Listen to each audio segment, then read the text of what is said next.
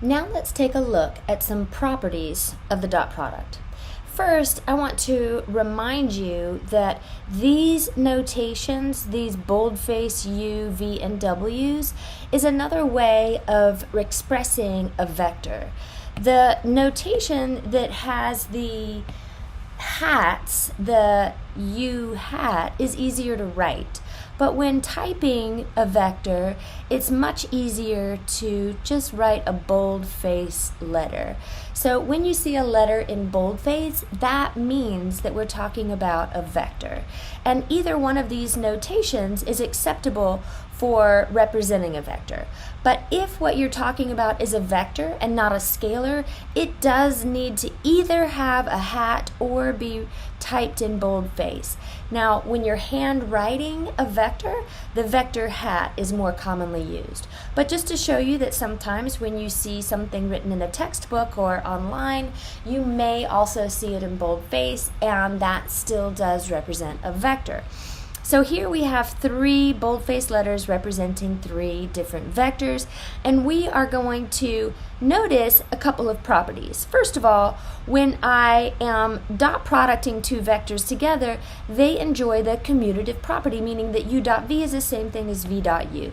So let's just take a quick look and say, in two dimensions, it's easier to talk about, so let's just talk about u being vector AB. Of course, this does work the exact same in three dimensions, but for the sake of just having a quick little conversation, let's use a two-dimensional vector u and a two-dimensional vector v. So if I were to dot product u dot v in this direction, we see that we take our x components and we multiply those together to get a times c, plus the y components, multiplying those two together, we're going to get b times d. Well, this, of course, is going to give us ac plus bd.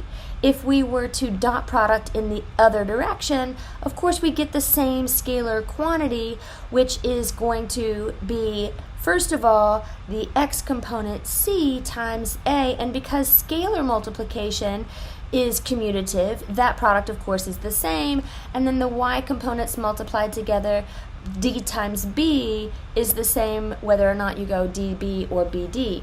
And so we see that we actually do get the same exact scalar quantity no matter which way we do that multiplication, and so that means that our dot product is commutative. We get the same scalar quantity either way. Now similarly, we see that if I'm going to dot the vector u with the result of adding vectors v plus w, we do get the same scalar quantity. Remember, the result of a dot product is a scalar quantity, a real number. So we're going to get the same scalar quantity if we were to take u and first dot it with vector v, and then add that to the scalar that results from u dot w. Now, the notation is worth mentioning here because what we get when we add two vectors together, v plus w, is going to be another vector, right? When two vectors are added together, v and w, let's say something like this, what we get as a resultant is, of course, another vector, right? So this is the v plus w vector. When I take this that is a vector and I dot product with another vector, the output is going to be a scalar, right? So the vector u dot the resultant from v plus w is going to be a scalar quantity. Now, we would get the same scalar quantity if we chose to dot the u with v first and get a scalar, right? The result of a dot product is a scalar, and the result of this dot product is a scalar, and then we add those two scalars together to get a scalar quantity. So adding two vectors together, we get a vector, but when we use the dot product between two vectors, we get a scalar quantity. So let's take in consideration the vector v, some two-dimensional vector in general.